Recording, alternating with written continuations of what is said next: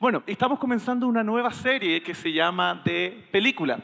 Y la idea de esta serie es que cada uno de los pastores que va a estar predicando va a tomar una película y va a dar una enseñanza acerca de la película. Es algo así como lo que hacía Jesús con las parábolas, pero nosotros somos más modernos. Vamos a usar películas. La película que yo escogí se llama Cuestión de Tiempo. Y les quiero decir que me gustó la enseñanza de la película, pero no es una película que estoy recomendando, por si acaso, porque como es arte, tiene muchas cosas así como malas palabras y cosas así. Así que si la quieren ver después, no digan, esta me la recomendaron en Vino Nuevo. No, no la estoy recomendando. De hecho, quería escoger otra, pero llegué tarde, entonces todos los pastores escogieron la chida y yo ya... Y había pensado en escoger La Pasión de Cristo, porque era fácil. La ponía y después al final me paraba y decía, amén. Oh. Así es que escogí Cuestión de Tiempo. Vamos con la primera escena.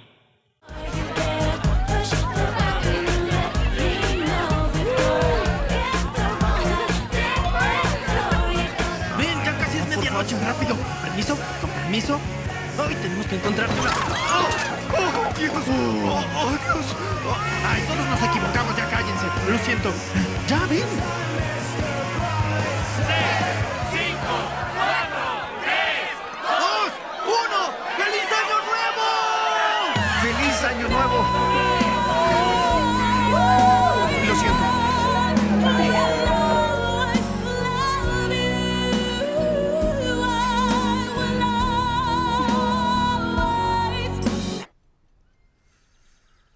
Así que desperté al día siguiente, con resaca y avergonzado de mí, sin tener idea de que ese día cambiaría mi vida para siempre.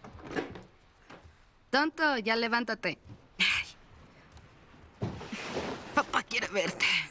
Uy, hermanito, qué sexy pijama.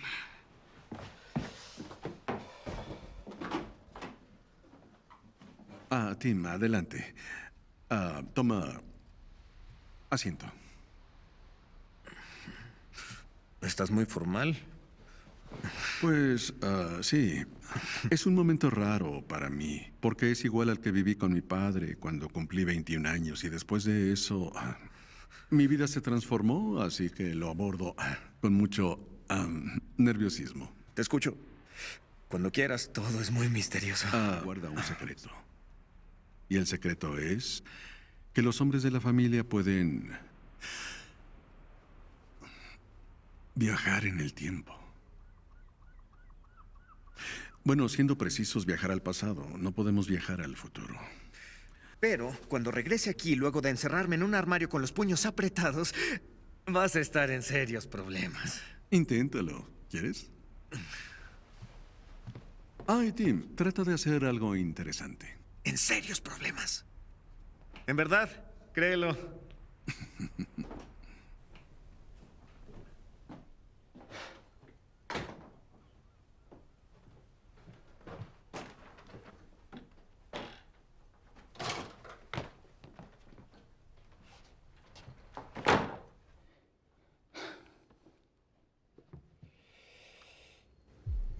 Qué sexy pijama.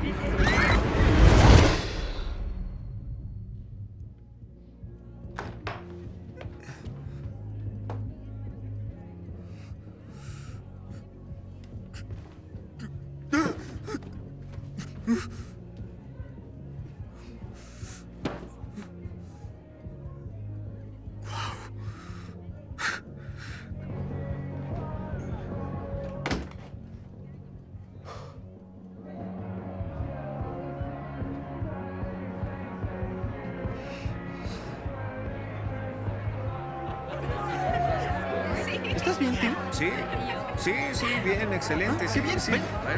Ya casi es medianoche. Tenemos que encontrarte. Cuidado, cuidado. ¡Medianoche! sígueme.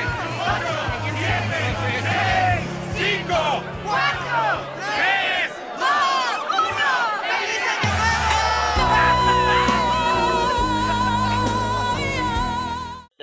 Ya.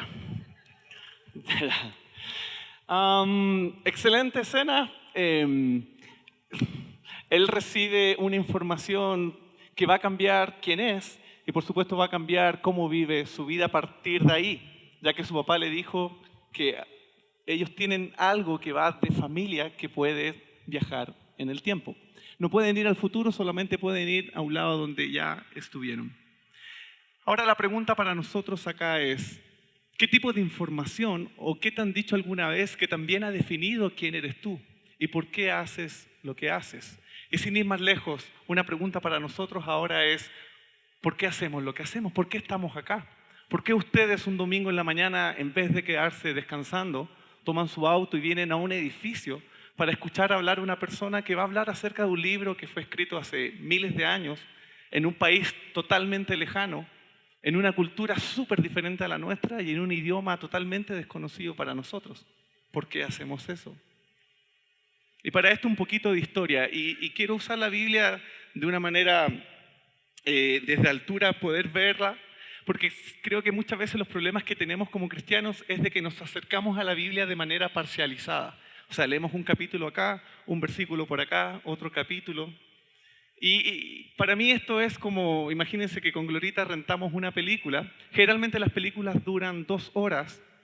Y yo le digo, mira, no la veamos completa. Pon solamente en el minuto 40 y vamos a ver 2 minutos de la película. Vemos los 2 minutos, la paramos y nos miramos y decimos, ¿de qué se trató la película?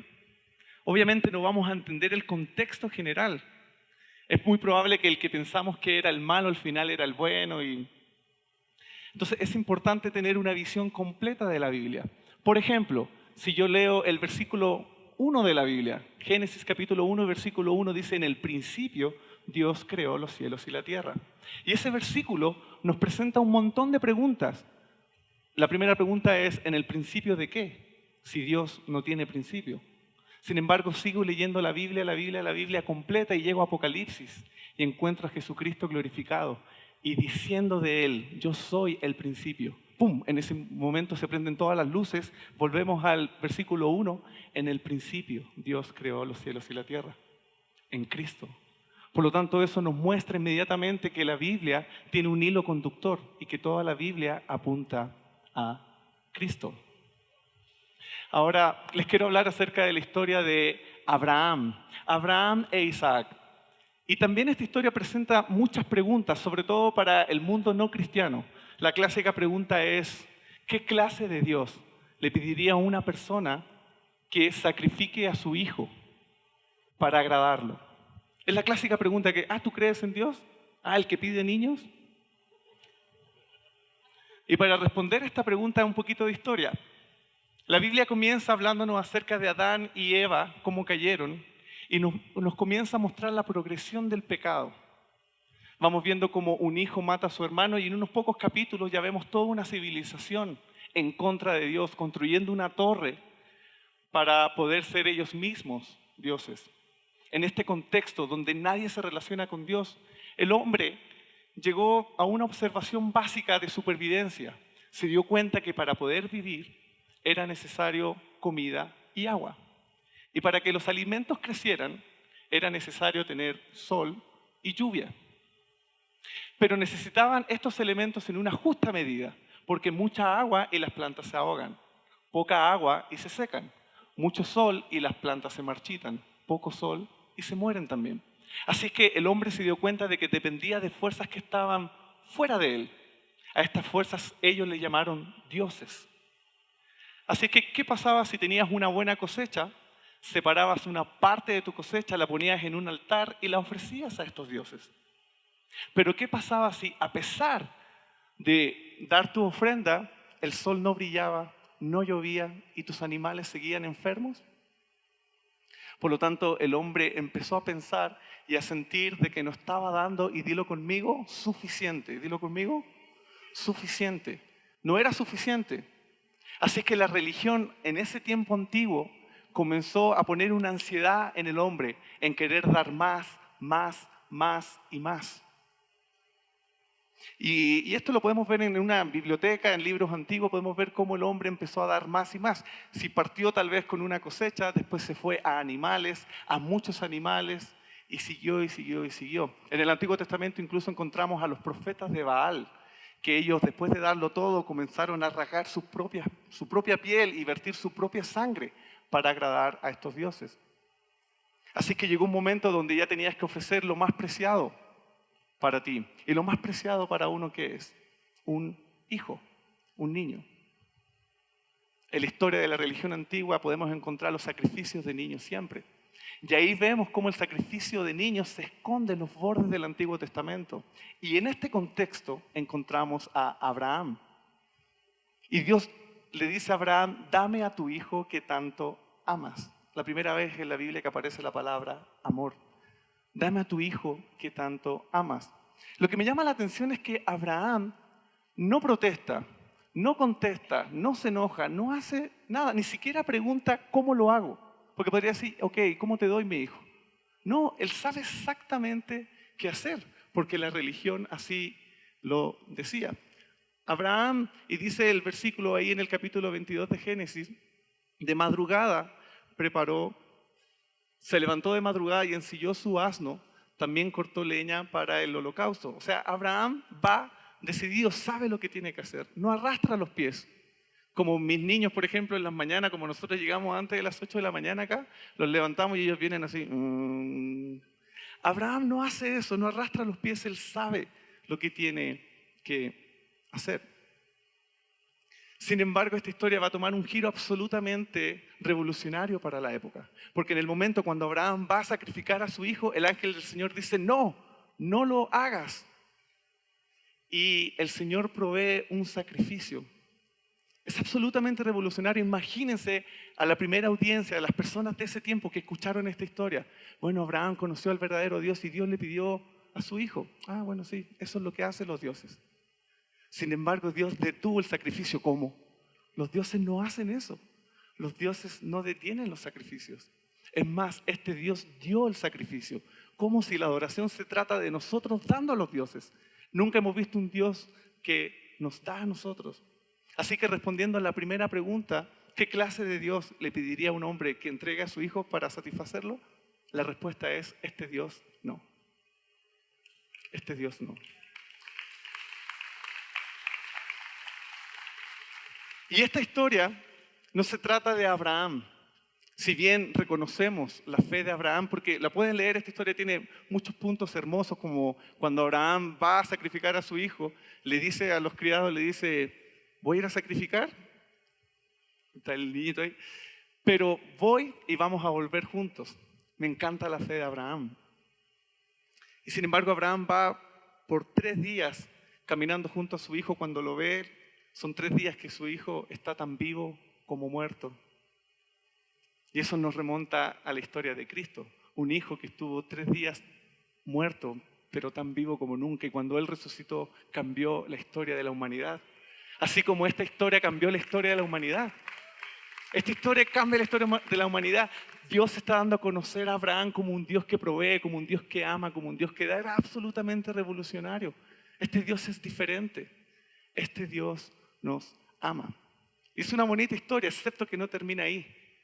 Porque dice unos versículos más adelante, por favor, si los pueden poner, que el ángel del Señor bendijo a Abraham y le dijo, todas las naciones del mundo serán bendecidas por medio de tu descendencia. Y al igual que en la película, que se le dio una razón al chico de por qué vivir, aquí Abraham entiende cuál es su propósito. ¿Quién es él como amigo de Dios? ¿Y cuál es su propósito? De bendecir a todas las naciones. Y me encanta porque Abraham conoce a Dios y es su amigo. Y él continúa. Hay una parte que me encanta, que él va con su primo Lot y llega un momento que se tienen que separar. Y van en el camino y ven acá que está todo verde. Y miran acá y está el paso, así seco, seco, seco. Entonces llega y, ok, ¿para dónde vamos? Pero Abraham ya empezó a conocer a Dios, sabía quién era Dios y le dice, ¿sabes qué? Escoge tú, porque Dios está conmigo. Si voy al lado verde, Dios me va a bendecir, pero si voy al lado seco, Dios me va a bendecir igual, porque Dios tiene todo el poder para hacer fluir ríos en medio del desierto. Seguimos avanzando en la Biblia, vemos unos capítulos más adelante y el pueblo de Israel ya se encuentra cautivo en Egipto. Entrando ya en el libro de Éxodo, Dios manda a un pastor llamado Moisés a que vaya a rescatar a su pueblo. Y Moisés, después de varias conversaciones con Faraón, discusiones, el pueblo una noche toma sus cosas y sale por 3 días hasta encontrarse con el mar. Dios abre el mar de una manera milagrosa, el pueblo pasa por la mitad. Ese paso por el mar tiene mucho simbolismo. De hecho, Pablo en la carta a los Corintios lo menciona como el bautismo del pueblo de Israel y de Moisés. Y cuando llegan a la playa al otro lado, ellos danzan y celebran la victoria. Hermosa historia, excepto que tampoco es el final, porque su travesía los lleva al monte de Sinaí. Y en el monte de Sinaí pasa algo que es absolutamente revolucionario, histórico, único en la historia de la humanidad. Dios había hablado en el huerto del Edén a Adán y Eva. Y después vemos que solamente le había hablado a dos personas, a Noé y a Abraham. Pero aquí en el Sinaí, Dios le habla a su pueblo, a todo su pueblo. Y vuelve a recalcar lo que hizo con Abraham, pero ahora lo lleva a otro nivel. Entonces comienza diciéndoles a través de Moisés, les dice, yo los rescaté de Egipto. Lo que les quiere decir es que tanto el rescate, la liberación, la rendición por parte de los egipcios, todo es por causa de Dios. Dios le está diciendo, esto es un regalo, esto es por gracia. Y yo los quiero a ustedes, si me pueden poner por favor el versículo que sigue, ustedes serán para mí un reino de sacerdotes. Un reino de sacerdotes. ¿Qué es ser un sacerdote? Un sacerdote es una persona que está entre un Dios y la gente. Está en la mitad, es un mediador. Les pongo un ejemplo. Imagínense que yo soy el sacerdote de Pastor Chris. El Chris no es ningún Dios por si acaso, ¿eh? Pero yo soy el sacerdote del Pastor Chris. Entonces ustedes vienen y conversan conmigo. Oye, y yo, no, eso no. No, jaja, me río con esto. No, esto sí, esto no. Entonces después una persona se acerca a ustedes y les pregunta, ¿cómo es el Pastor Chris? Bueno, a él le gusta esto, pero él se molesta por esto otro. Ah, ¿y lo conoces? No, no lo conozco. Pero conozco a Dani. Y Dani es su sacerdote, por lo tanto, él me da a conocer cómo es Chris. Por lo tanto, Dios está estableciendo que Él quiere que su pueblo sean sus sacerdotes. Y Dios ya había hecho un amago de esto en el capítulo 7, en el versículo 1. Le dice Dios a Moisés, toma en cuenta, le dijo el Señor a Moisés, que te pongo por Dios ante Faraón. ¿Por Dios? ¿Moisés como Dios? ¿Qué está pasando aquí? Esto no es una idea de Moisés, es una idea de Dios. Y la respuesta a esto nosotros la conocemos súper bien, porque Dios necesita un cuerpo. Dios necesita un cuerpo. Dios necesita carne, necesita sangre, necesita huesos, para que el faraón pueda ver con la clase de Dios que está tratando, cómo es este Dios, cómo ama a este Dios. Y esta información ahora no es solamente para el sacerdote, es para todo el mundo, para que todo el mundo pueda conocer a Dios a través de su cuerpo. Dios continúa hablándole al pueblo de Israel y le da los famosos 10 mandamientos. Y me encanta el segundo, porque está absolutamente ligado con esto. El segundo mandamiento les dice, y no se harán imagen de Dios. En el mundo antiguo las personas acostumbraban a construir imágenes de piedra, de madera, acerca de los dioses. Veían un perro, lo construían, veían esto. O sea, hacían los dioses a su imagen. Pero este Dios es súper diferente. Porque este Dios nos hizo a nosotros a su imagen. Este Dios trabaja las cosas totalmente al revés. Entonces le dice, no se hagan imagen, porque este Dios no necesita una imagen para ser representado. No necesita una imagen de piedra, una imagen de... ¿Saben por qué? Porque este Dios tiene un pueblo. Y ese pueblo es su cuerpo. Vamos a la siguiente escena, por favor. ¿Qué se te ocurre hacer? Pues supongo que además de un mejor corte de cabello, Sí. el dinero sería lo obvio a lograr. Una bendición muy contradictoria. Destrozó la vida de tu abuelo, lo dejó sin amor ni amigos. Jamás me he topado con un rico que sea realmente feliz. Sería lindo no tener que trabajar. No, sería la receta ideal para el desastre, como lo que le pasó al tío Fred. ¿Qué le pasó al tío Fred? Absolutamente nada. Desperdició su vida. Tienes que usarlo para cosas que realmente creas que harán de tu vida lo que quieres que sea. A ver, en serio. Piénsalo bien. Ok, esta escena es cortita, pero me gusta porque una vez que él ve que tiene los poderes, le empieza a preguntar y empiezan a hablar acerca de sus antepasados. Cuando yo era niño, mi mamá, desde que aprendimos a leer, nos hacía leer la Biblia todos los días. Todos los días leíamos un capítulo, pero era por ley. Entonces yo con mi mamá leí toda la Biblia. Y en ese tiempo mi hermano era más chiquitito, entonces éramos 3, mi mamá, mi hermano grande y yo. Eso quiere decir que si un capítulo tenía 21 versículos, lo dividía en 3, cada uno leía 7 versículos, y cuando terminábamos de leerlo, mi mamá, ¿qué entendió, mijito? Y uno ahí, Entonces me acuerdo que una vez nos encontramos con las genealogías, y fue interesante porque nombre tras nombre, y este engendró a este, y esto otro, y esto otro, y terminó, y mi mamá nos miró y vamos a orar, porque no había nada que decir. Pero la genealogía es súper importante. Es súper importante dentro de la Biblia. Imagínense el pueblo, hay mucha genealogía, pero una genealogía súper larga está en el libro de Crónicas. Cuando el pueblo recibió ese libro estaban cautivos. Entonces imagínense, ellos cautivos y tienen toda esta promesa de que ellos van a ser una nación que va a bendecir, pero están cautivos y empiezan a leer estos nombres. Esas listas, mientras más largas eran más motivadoras. Te daban más esperanza de ver de que habían personas normales, naturales, que creyeron en esa promesa y que eran parte de esta generación, de esta tribu que iba a bendecir a todas las naciones de la tierra. Y esa lista llega hasta nosotros. Ahora nuestros nombres no van a ser escritos en una genealogía, pero dice la palabra de Dios que nuestros nombres están escritos en el libro de la vida. Vamos a la siguiente escena, por favor. Y así me dio su fórmula secreta de la felicidad. La primera de su plan en 2 partes era simplemente continuar con mi vida normal, viviéndola día a día como cualquier persona.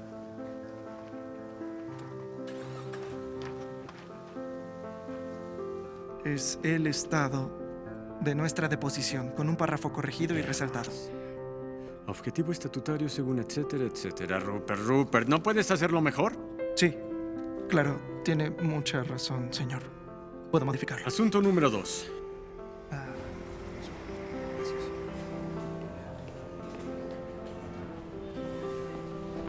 Hola. Buenas tardes, señor. ¿Para consumir aquí o para llevar? Para llevar, por favor. Sí, no hay problema.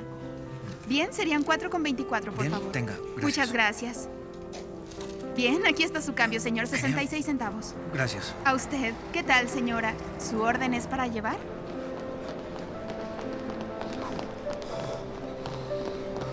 Encuentra al acusado John Welbeck culpable o no culpable de fraude. No culpable. ¿Y ese es el veredicto unánime? Sí. Gracias. Puede tomar Gracias a asiento. Dios. Que el acusado sea absuelto. Todos de pie en el juzgado.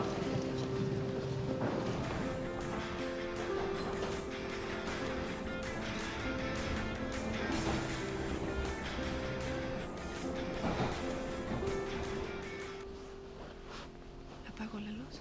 Sí, fue un día difícil. Y aquí la segunda parte del plan de papá. Me dijo que viviera cada día de nuevo, casi de forma idéntica. La primera vez con todas las tensiones y angustias que nos impiden notar cuán dulce puede ser el mundo. Pero la segunda vez, notándolo. Bien, papá. Intentémoslo.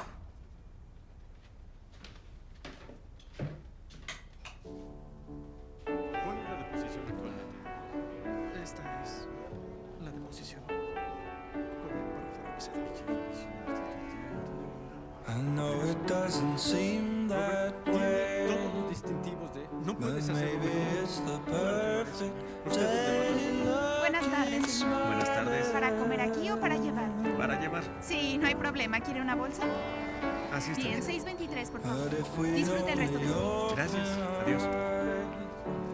¿Qué tal? see the blessings in disguise, Mira a tu alrededor.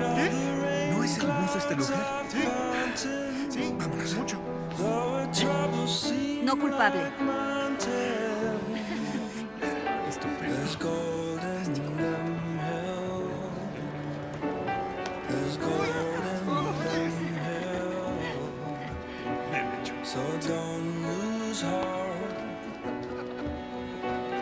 Give the day a chance to start.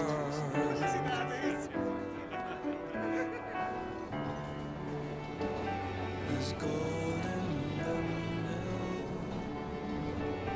There's gold in them hills.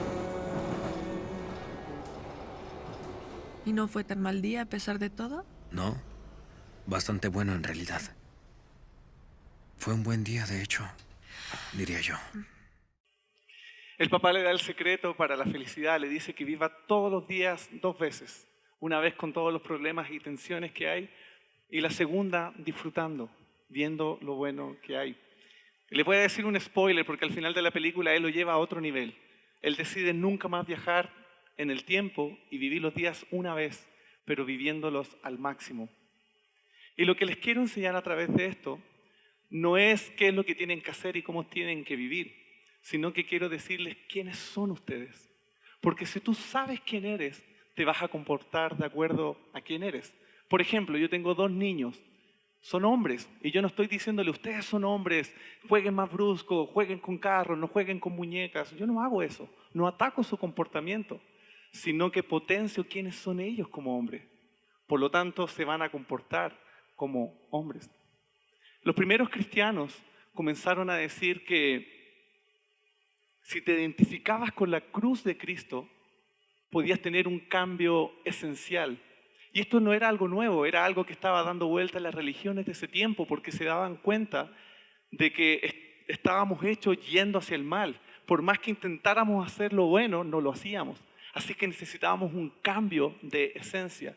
Y los cristianos comenzaron a decir que si te identificabas con la muerte y la cruz de Cristo y su resurrección, esto se hacía verdadero de una manera única. Algo en ti moría. Y a eso que moría, ellos comenzaron a llamar viejo hombre, vieja mujer, cosas pasadas, cosas hechas nuevas. Pablo comenzó a declarar, ya no vivo yo, porque estoy muerto. Cristo vive en mí. Por lo tanto, Pablo entiende esto y todas sus cartas él comienza escribiéndolas, no pidiéndole cosas, hagan esto, hagan, sino que les recuerda quiénes son ellos por la obra de Cristo. Por ejemplo, en la carta a los Colosenses le llama ustedes santos, santos, santos. Nos llama a nosotros santos. ¿Cómo santos? Si pecamos, estamos sucios en pecado, no somos santos. Pero Él los llama santos y en vez de eso no le dice ustedes que deberían ser santos, pero en vez de eso son un desastre. No, porque Él entiende que la vida está escondida en Cristo. Dios cuando te ve a ti, ya no te ve a ti, ve a Cristo. ¿Y saben qué? Cristo es perfecto. Pablo les recuerda quiénes son ellos. Y esto tiene que ver con el amor de Dios. Les pongo un ejemplo. Imagínense que alguien aquí se levanta y me regala $1.000.000. Si esa palabra es para ti, no, espérame. $1.000.000. ¿Qué creen que me va a pasar con esa persona? La voy a amar, la voy a querer, porque puede llegar a mi casa a las 12 de la noche y pasa, la casa es tuya. Lo voy a amar, porque existe un amor por causa de, por razón de. Pero también existe un amor que no necesita una causa, no necesita una razón. Ama porque su esencia es amar. Dios no te ama porque seas digno, pero te ama con tanta fuerza que su amor te dignifica. Y esto no se trata de una pelea entre el bien y el mal, porque la Biblia deja claro que el mal no tiene la última palabra. Y Satanás, Hasatán, significa acusador, y eso es lo que él hace. Te va a decir, no, tú no eres santo, no, tú eres esto, no, mira tu pecado. Pero por más cicatrices que tengas del pecado, Dios no te ve así. Les voy a contar una historia. Una mujer sufre un accidente súper grave. Su cara quedó toda desfigurada. Y ahí está el doctor con ella toda vendada. Y por primera vez van a quitar sus vendas. Así es que llama al esposo. El esposo se pone frente a ella, empiezan a quitar sus vendas y su cara era absolutamente desfigurada. Su boca estaba torcida. El esposo la ve, se agacha, le toma la cara, la besa y le dice, me encantas. El esposo te ve, toma tu cara y te dice, me encantas. Y nada de esto va a cambiar. Lo único que va a cambiar es que tú puedas abrir tus ojos a esta realidad, que puedas abrir tus ojos a la obra que Cristo ha hecho en ti, de que Él te ha amado y su amor no te ve con esas cicatrices, porque el amor ágape tiene algo especial, que te ama con vistas hacia el futuro, te ama en tu máximo potencial. Ustedes no son lo que ven ahora, ustedes son lo que Dios está haciendo Y el que comenzó la buena obra será fiel en completarla. Imagínense que esa persona que me dio el $1.000.000, al final me espera atrás y me dice, no es $1.000.000, te voy a dar $10 millones, pero te lo voy a dar en un cheque a fecha, es un cheque diferido. Eso quiere decir que este cheque tú lo puedes cobrar en un año más. O sea, el 1 de julio del 2019 yo puedo cobrar ese cheque. La pregunta es, ¿ya soy millonario o no? La verdad es que sí, solo que todavía no puedo cobrar el cheque. Así que a lo mejor en este año yo estoy batallando y estoy luchando en pagar cosas, pero de vez en cuando saco mi cheque y lo veo. Cuestión de tiempo. Es solamente una cuestión de tiempo. Y si tengo más duda, puedo ir al banco. Y voy al banco y abro con el gerente del banco y le digo, oye, yo tengo este cheque y yo soy chileno. Tengo este cheque. ¿Ustedes tienen esa plata acá? Sí, mire, pase a la bóveda. Y me hacen pasar, mire, ahí hay $10 millones, son suyos. Y yo los veo y digo, cuestión de tiempo. Si bien ahora no los tengo, pero yo sé a dónde voy, porque tengo una promesa y nadie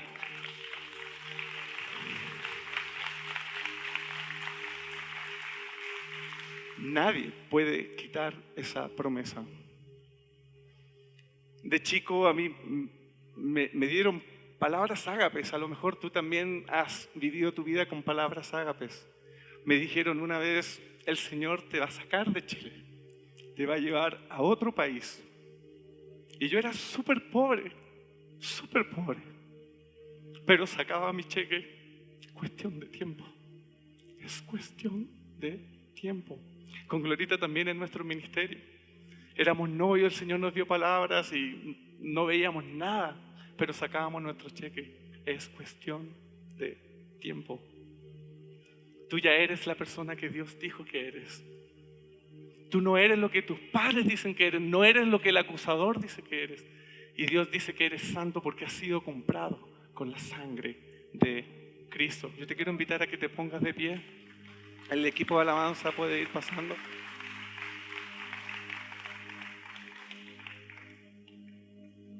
Me acuerdo que una vez con Glorita fuimos a un restaurante y estábamos comiendo y terminamos de comer y se acerca el mesero y dice, la cuenta, alguien la pagó. Entonces nosotros nos miramos y teníamos dos opciones.